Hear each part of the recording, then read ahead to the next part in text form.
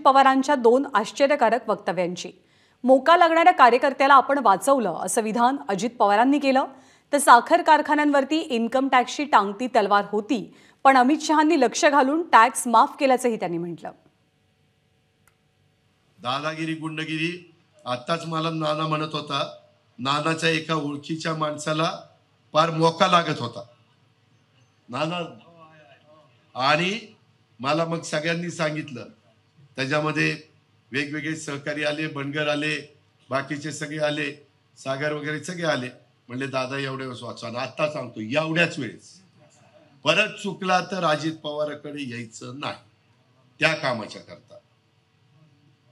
बाळासाहेब, तुम्हाला कळलं मी काय सांगतोय ते.